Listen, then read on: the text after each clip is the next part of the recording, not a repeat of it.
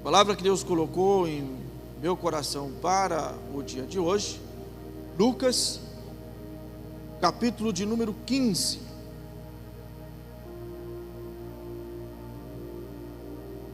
A minha, eu uso a Scofield, deixa eu só ver aqui a versão dela, não vai ter. Geralmente a Scofield não tem à disposição. Eu gosto da leitura de Scofield, porque existem palavras aqui que estão muito próximas ao hebraico. Isso facilita muito na ministração. Mas como é um texto bem conhecido, todo o capítulo 15 gira em torno de 3 parábolas. Nós vamos ler só alguns versos e vamos citar outros versos para facilitar a mensagem de hoje. Mas o verso de número 1 começa assim: aproximavam-se de Jesus todos os publicanos e pecadores para o ouvir. Dentre as multidões das pessoas que vinham, é destacado aqui 2 grupos: os publicanos, ou seja, cobradores de impostos. E qual era a realidade de um cobrador de imposto? O cobrador de imposto, ele era contratado pelo governo romano. E como os romanos tinham essa imposição de impostos para todas as nações que eles conquistavam, para a nação de Israel eles tinham uma grande dificuldade, porque os judeus não se comunicavam com quem não era judeu, e um romano fazendo a cobrança causava-se dificuldades. Então eles contratavam judeus para cobrarem os judeus. E quando um judeu era contratado para ser cobrador de imposto, ser um publicano, ele era visto pela nação como um traidor, alguém que tem abandonado a sua fé e não confia mais no eterno, fazendo de Roma o seu braço forte. Alguns dos publicanos realmente se afastavam da Torá, não iam mais em sinagogas, por serem rejeitados, então passavam a usurpar também os impostos. Estavam a cobrar a mais, e isso causava revolta entre os judeus. Então os publicanos não eram bem vistos pela sociedade. O segundo grupo são os pecadores. Essa classificação refere-se àqueles que não eram publicanos, mas também não seguiam a Torá, tinham sua vida desordenada, desregrada, e era visto pela cultura e pelos religiosos como pessoas impuras, indignas da palavra ou de algo a nível religioso. O segundo verso fala de 2 outros grupos de pessoas. Verso 2: e murmuravam. Lembre que era uma grande multidão que se aproximava, mas Lucas retrata 4 grupos, 2 dos primeiros que nós já falamos, e mais outros 2, que são os fariseus e os escribas. Agora eu vou dizer algo aqui que às vezes quando eu digo, algumas pessoas ficam escandalizadas com o que eu vou dizer.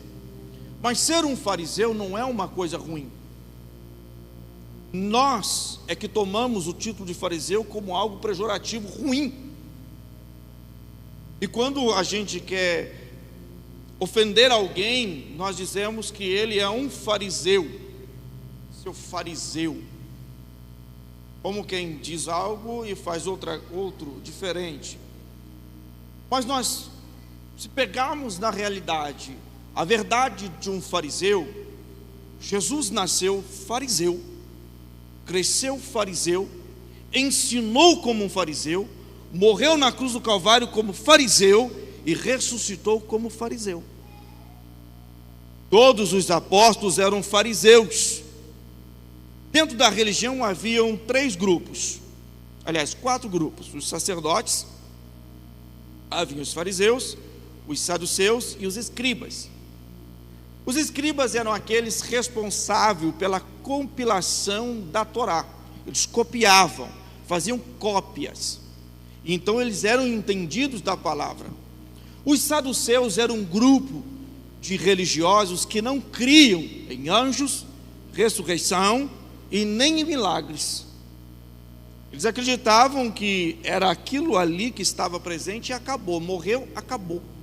Já os fariseus foram responsáveis por não morrer a língua materna, o hebraico, e nem tampouco o ensinamento da Torá. Porque havia um único templo, o templo de Salomão. Não havia congregações, o que chama a Bíblia de sinagogas, não existia.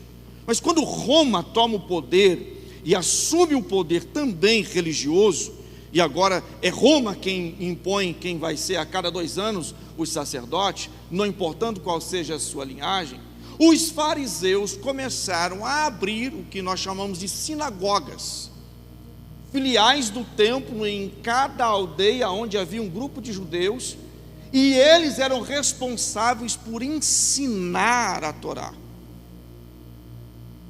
Com o passar do tempo, eles passaram a ensinar a verdade e fazer o contrário. Jesus nunca repreendeu por serem fariseus, mas pelas atitudes que eles tinham.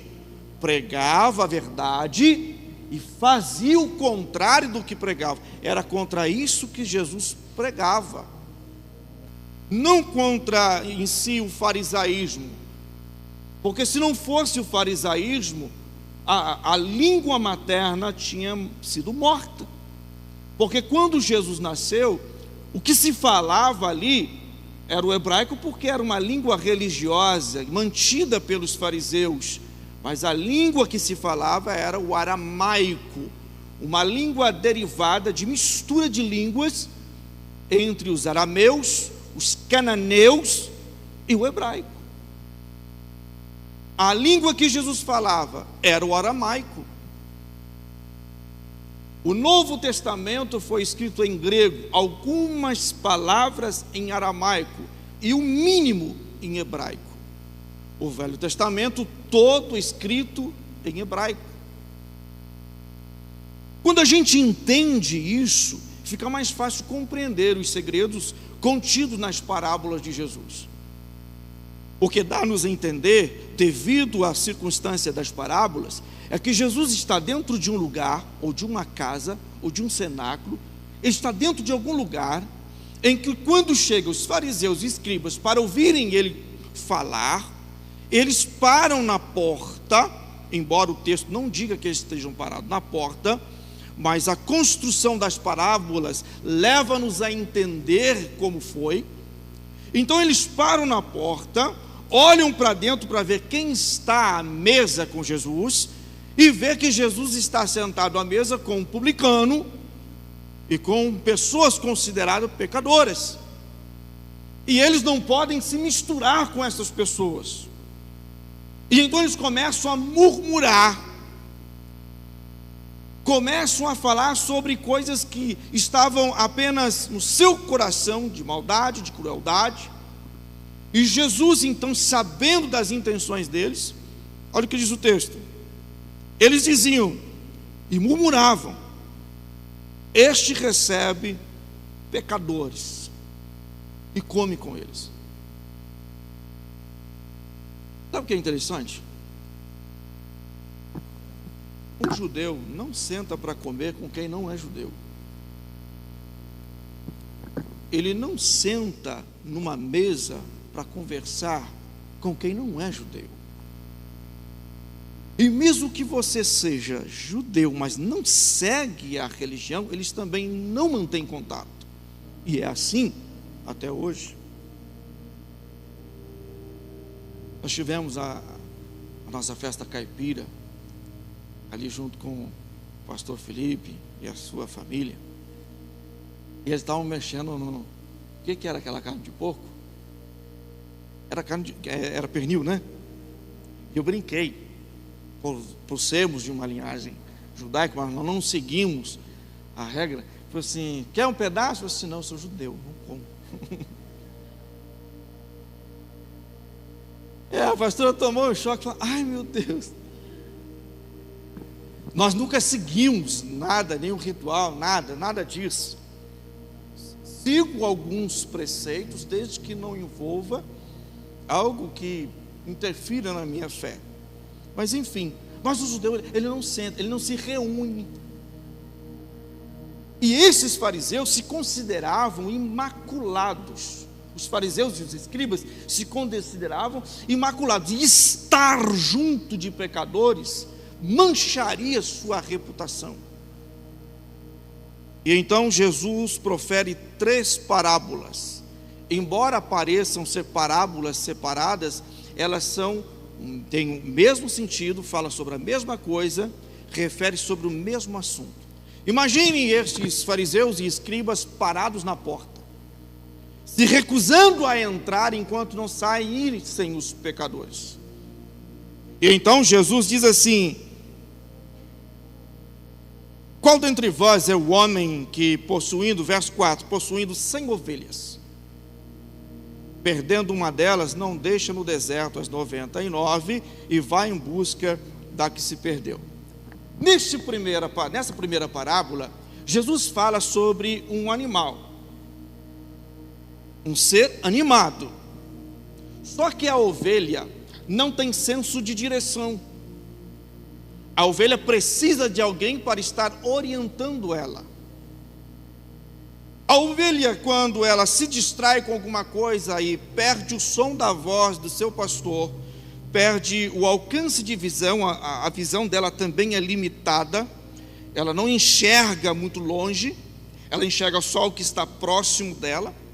Quando ela perde também o olfato, que é o cheiro do seu pastor, ela, para onde ela estiver, ela não consegue decidir se continua andando, se volta, ela fica perdida literalmente e não consegue retornar para o rebanho e não consegue seguir o cheiro do seu pastor, porque o seu olfato também é muito curto. Então Jesus está falando sobre um ser animado que, para retornar para o aprisco ou para o seu pastor, é necessário que o seu pastor vá em busca. E o que me deixa curioso dentro dessa parábola é que Jesus deixa as 99 no deserto, não deixa no aprisco.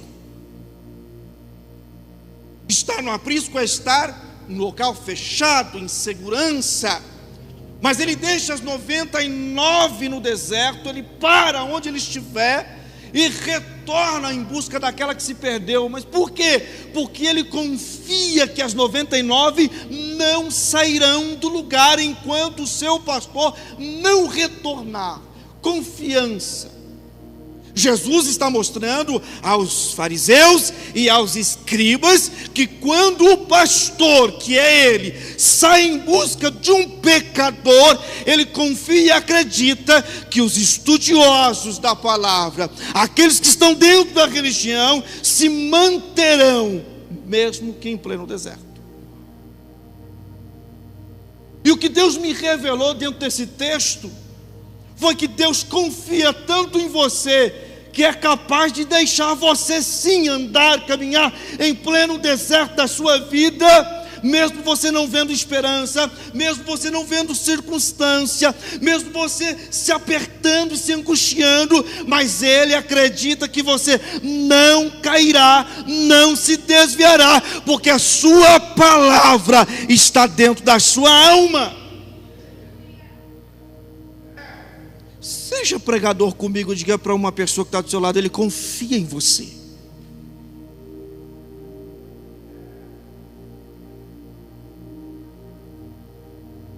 Jesus parte para a segunda parábola. E a segunda parábola fala sobre um objeto inanimado. Jesus disse assim: havia uma mulher e ela tinha 10 dracmas. A dracma, cada uma destas dracmas era o equivalente ao trabalho de um dia de um trabalhador. E por que ela se preocupou tanto se ela tinha 10 e perdeu uma? Acontece que no Oriente Médio era feito dessa maneira: quando a noiva iria se casar, no dia do seu casamento, o seu pai pegava 10 dracmas e dava de presente para ela. E ela não podia gastar essas dracmas, ela só podia usar essas dracmas se por uma casualidade o seu esposo viesse falecer. As dracmas seriam para mantê-la, ela e os seus filhos, até que, segundo a lei judaica, um parente mais próximo viesse redimi-la, ou seja, viesse tomá-la por esposa e tirar a sua viuvez e dar a ela uma casa, um sustento. Se nenhum parente viesse redimi-la, o dinheiro também servia para retornar para a casa dos seus pais. Então veja que cada moeda tinha uma importância muito grande. Só que preste atenção, Jesus diz que uma ovelha se perdeu e estava fora do aprisco. Agora Jesus está dizendo que uma dracma se perdeu dentro da casa. Jesus vai buscar quem está lá fora, mas Jesus também busca quem está dentro, perdido e não sabe. A dracma se perdeu dentro da casa, e como é um objeto inanimado, não sabia que estava perdido. A ovelha sabia que estava perdida, mas não sabia voltar. A dracma não sabe que está perdida e não pode ser achada. Tem muita gente dentro da igreja acreditando que o estar dentro da igreja é o quanto basta. Olha a história dos fariseus. Foram responsáveis por manter a língua materna dos hebreus, foram responsáveis por manter o ensinamento da Torá, mas a grande maioria deles estavam perdidos. Ser um bom religioso não vai te levar para lugar nenhum. Ser obreiro, ser pastor, ter patente, não quer dizer que vamos chegar no céu primeiro. Por minha visão, assim digo eu, não o Senhor, como dizia o apóstolo Paulo, assim digo eu, não o Senhor, mas eu acredito que na fila de entrar no céu, naquele dia, nós os pastores seremos os últimos.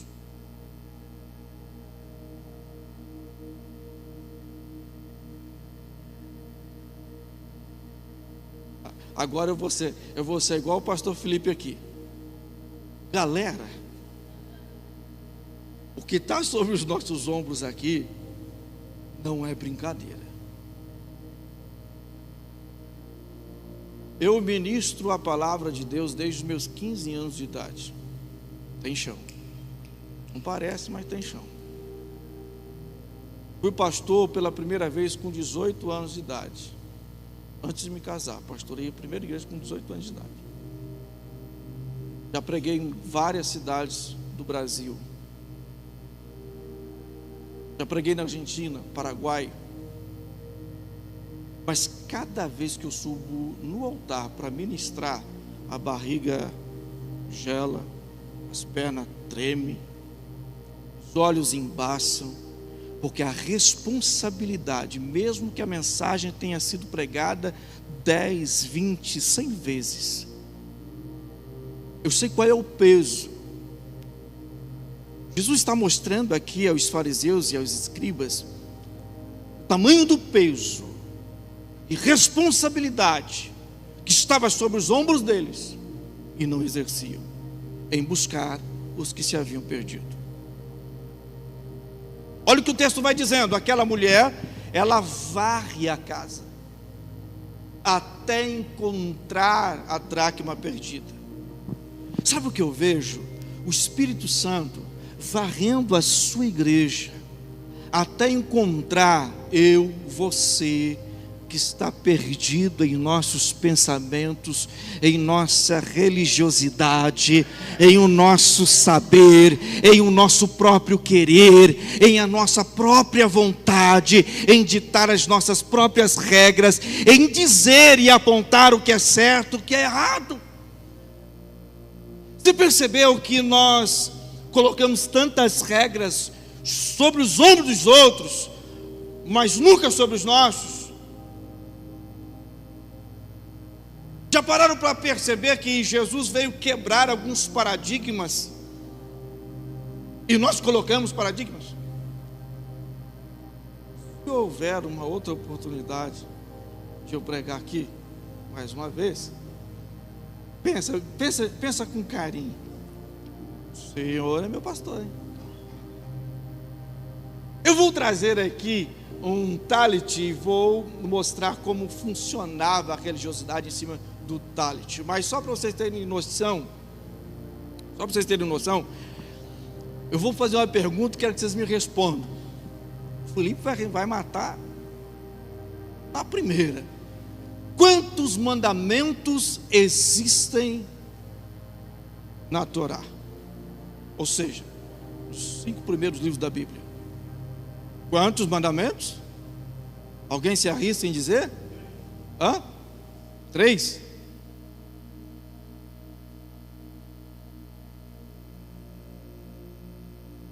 Automaticamente a nossa mente é levada aos 10 mandamentos, que conhecemos como decálogo, né? E aí, Felipe fez assim 2. Aí nós vemos Jesus resumindo o decálogo em 2: amará o Senhor teu Deus e ao seu próximo, ok? Mas existiam 613 mandamentos. Sabe aquele cordão que vai nas vestimentas dos judeus? Tem no talit aquele cordão nas 4 pontas. Aquele cordão são um cordão de 8 fios e 5 nós. Aquilo se chama tzitzit, está no livro de Números, Deuteronômio e no Êxodo. Fará sobre si vestes com franjas. E elas significavam a palavra do Eterno. Sabe aquela mulher do fluxo de sangue? Ela diz assim: se eu tocar na orla da sua vestimenta, aí eu ficarei curada. É na palavra. Ela tocou na tzitzit. Cada letra da palavra tzitzit corresponde a um número. A soma do seu número dá o número 600. Os nós e os fios que tem na tzitzit, somando-se com 600, dá 613. Significava 613 mandamentos. Oi? Agora é na primeira, né? Então eles eram obrigatoriamente, tinham que carregar no corpo 613 leis, mandamentos, a palavra. Era muito peso. E aí Jesus vem resumir em 2, porque quem cumpre os 2, cumpre 613. Sabe o que eu estou querendo mostrar para você? É que nós nos encarregamos de colocar peso sobre nós, enquanto Jesus se encarregou de retirar o peso e trazer para nós a salvação, abrir os céus. Jesus um dia olha para os fariseus e diz assim: vocês não entram pela porta e não deixam os outros entrarem, porque eles conheciam e retinham. Por exemplo, o mandamento sobre o sábado, como funcionava? O sábado era simplesmente para não exercer o trabalho físico e meditar na palavra do Eterno. Shabat, que se dá das 6 horas de sexta-feira até as 6 horas da tarde de sábado. Shabat. E os fariseus, ao longo dos anos, os rabinos que passaram, ao longo dos séculos, cada um interpretava as leis de uma forma e deixava escrito. E os fariseus, por sua vez, complementavam com o que eles entendiam. Era tão absurdo que os homens não podiam andar mais que 500 metros. A lei não dizia isso.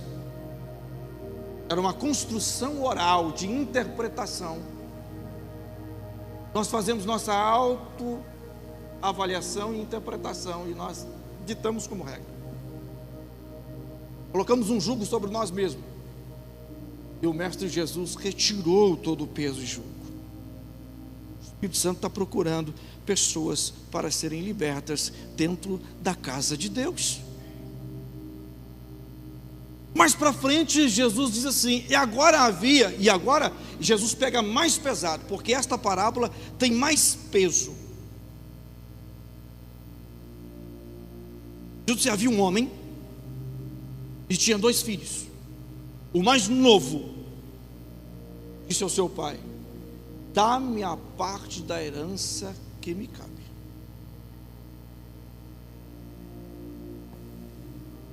Ao dizer isto, pela cultura judaica, quando um filho deseja a herança do pai, que ainda está vivo, ele deseja a morte do pai. E ao desejar a morte do pai, ele está assinando sua sentença de morte. Porque se isso chega aos ouvidos dos rabinos, os rabinos dão a sua sentença, morte por apedrejamento. Porque além de desrespeitar a casa de seu pai, ele deseja a morte do seu pai. E ele diz ao seu pai, dá-me a minha parte da herança. Existem pessoas que dizem que o filho pródigo se perdeu ao sair da casa do pai. Não, ele se perdeu estando dentro da casa do pai. E como é que se perde estando dentro da casa do pai? É quando eu acho que eu posso dirigir a minha própria vida. É quando eu acho que eu posso coordenar todas as coisas. É quando eu acho que a minha palavra tem que ser a última. É quando eu acho que eu tenho a autoridade. O achismo está levando muita gente a se perder. Ou você tem certeza, ou você não tem nada.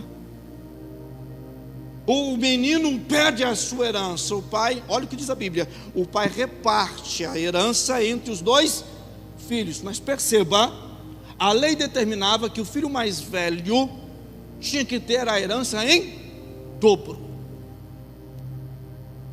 Então o que o mais velho recebe é o dobro do que o mais novo. Só que o mais novo ainda permanece um período na casa do pai. E quanto está na casa do pai, ele come na mesa do pai, ele dorme na casa do pai, ele manda nos empregados do pai, ele administra as coisas do pai.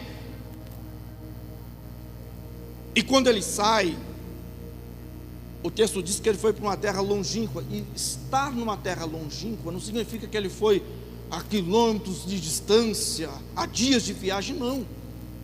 Quando os judeus diziam em terras longínquas, significa estar fora dos limites judaicos. Lembra que eu disse aqui que o judeu não se comunica, não conversa, não senta, não come com quem não é judeu? Para os judeus isso é abominação. Então ele sai dos limites e vai para uma terra onde não tem judeu. E lá ele faz tudo que agrada a sua alma. Ele gasta tudo o que lhe pertencia, tudo o que o pai havia lhe dado. E vem uma fome muito grande naquela região, e ele vai se empregar com quem não é judeu. Outra abominação para os judeus: ser empregado de quem não é judeu, trabalhar para quem não é judeu. Em sua moralidade ele só vai caindo.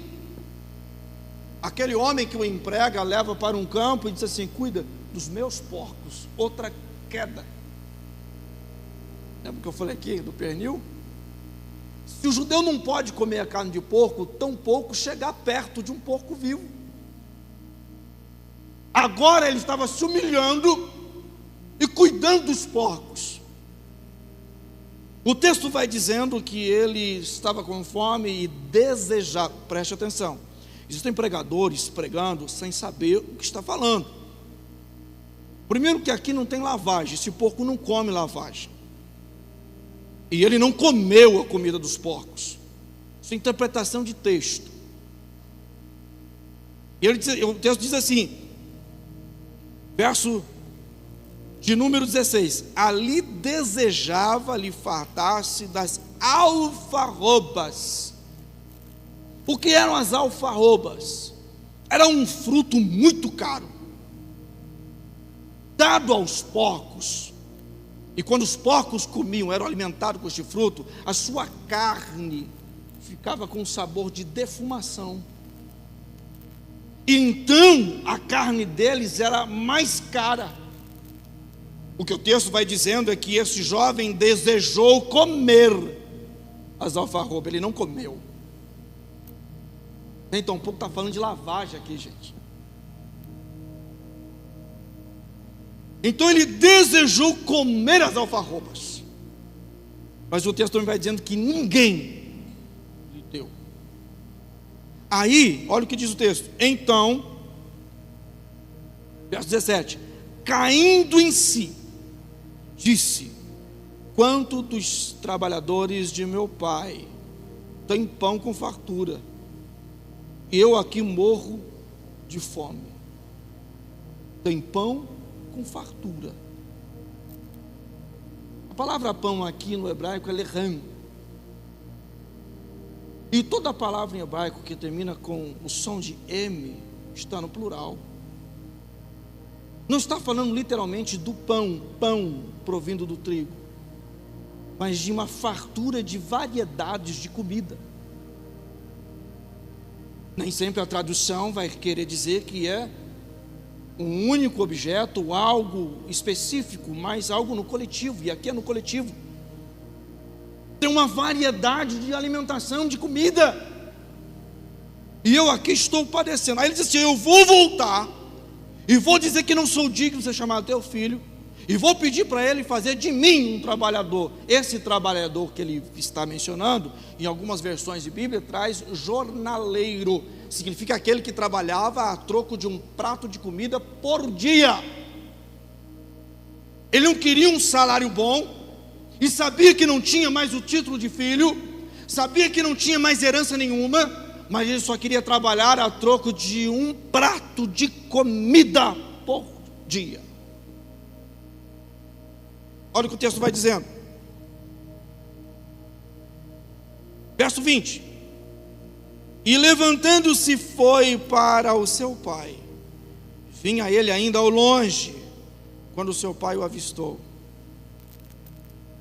E aqui é que está o maior segredo das parábolas entre as ovelhas, a dracma e o filho pródigo. O que dá-nos a entender que o pai estava sentado na porta todos os dias. O pai estava sentado à porta esperando o retorno do filho todos os dias. De repente as notícias que chegavam para ele, seu filho, não eram boas, mas ele ainda estava sentado aguardando o filho. Existe um motivo. Primeiro, o pai aguarda o filho porque ama o filho. Segundo, precisa livrar o filho da morte. Oi? Se alguém o pegasse próximo das terras do seu pai, seria morto, porque havia uma sentença de morte contra ele, porque ele desejou a morte do pai. Então o pai sentado vê o filho de longe. Pensa, ele saiu de lá bem vestido e volta maltrapilho. Saiu de lá calçado e volta descalço. Saiu de lá limpo e volta sujo. Alguém irreconhecível. Mas o pai o reconheceu. Jesus estava dizendo, agora volte ao verso de número 2, onde os fariseus e escribas estavam murmurando. Lembra que eu disse que possivelmente estava parado à porta do local onde Jesus estava com os pecadores e os publicanos? Jesus agora está dizendo, o pai estava à porta esperando, está dizendo, eu sou o pai, e eu estou à porta esperando vocês entrarem. Jesus está nos esperando adentrar as portas, não importa quais sejam as suas falhas, seus erros, seus tropeços, Ele continua esperando, aguardando o seu retorno. E então Jesus disse assim, e ele estava ali, e quando vê o filho, ele corre. Não é o filho que corre abraçar o pai, é o pai que corre para abraçar o filho. Sabe por quê? Porque na cultura judaica, até hoje, o ancião, quem é velho, não corre, não pode correr. Não é porque não tem força, porque é desonroso. O velho judeu que corre é um homem desonrado. E pela cultura, eles olham para o velho e eles, se possível for, eles carregam o idoso no colo. Podem ver vídeos de gente idosa em Israel, como eles são tratados. A juventude chega a dar envelope com dinheiro para eles, para honrar a vida deles. São muito honrados. Quanto mais velho é, mais honrado é.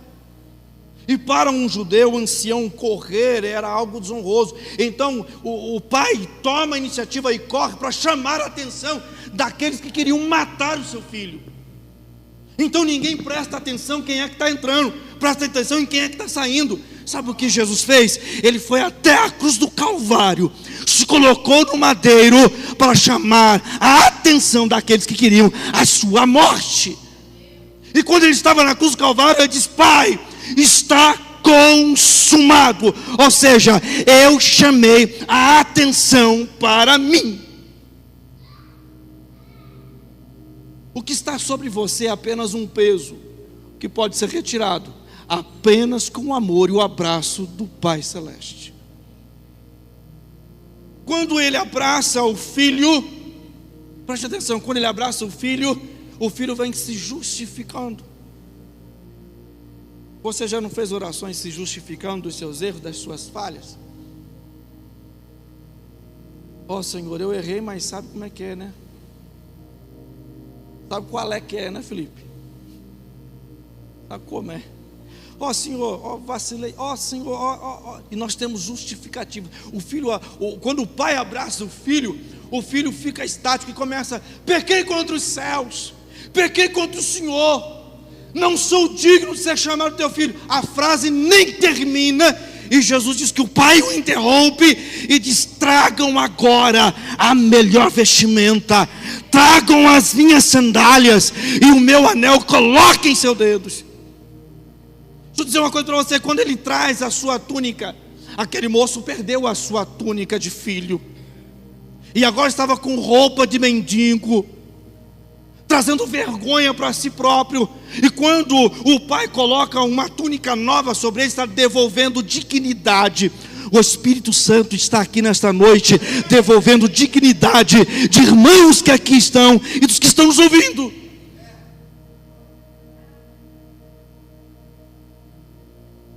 Ao colocar as sandálias nos pés, está devolvendo a ele o título de filho. Sabe por quê? Porque os servos, os escravos, não andavam calçado. Só quem era o dono da casa. Somente os filhos podiam andar calçado. Na hora da lida do trabalho, só quem estava calçado tinha autoridade. Ou era o pai, ou era o filho. Jesus está devolvendo a posição de filho. Tem gente que está ouvindo essa mensagem que já não se sente mais filho de Deus, que não se sente mais um filho amado, mas apenas uma criatura de Deus. Não, o Eterno nessa noite está dizendo: eu vou calçar os seus pés e devolver a você o título de meu filho.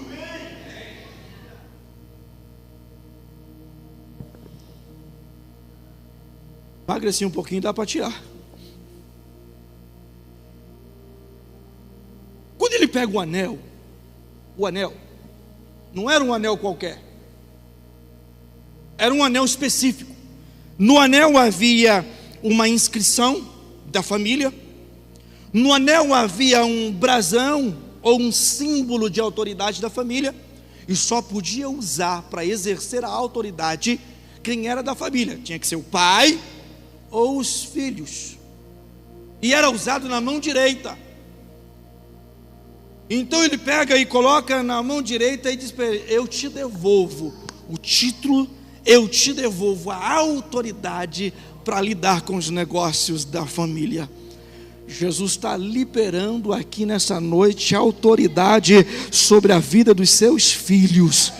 Está te dando autoridade para ir avante, autoridade para sonhar mais alto, autoridade para conquistar, autoridade para pegar aquilo que a sua alma almeja. Já vou seguindo para o fim. O pai ainda diz assim, dá a entender de que o pai mandou cevar o bezerro durante todo o período que o filho saiu. Não era um cabrito. Cabrito é um ser menor. Era um novilho, um bezerro.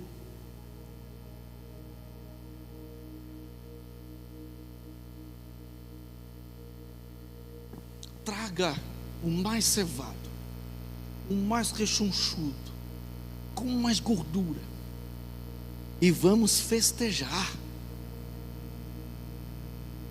Note que a primeira parábola termina com uma festa, a segunda parábola termina com uma festa. Primeira parábola, ele chama os seus amigos e vizinhos e festejam, em pleno deserto, mas festejam. A segunda parábola, ela chama as amigas, vizinhas e festeja dentro da sua casa.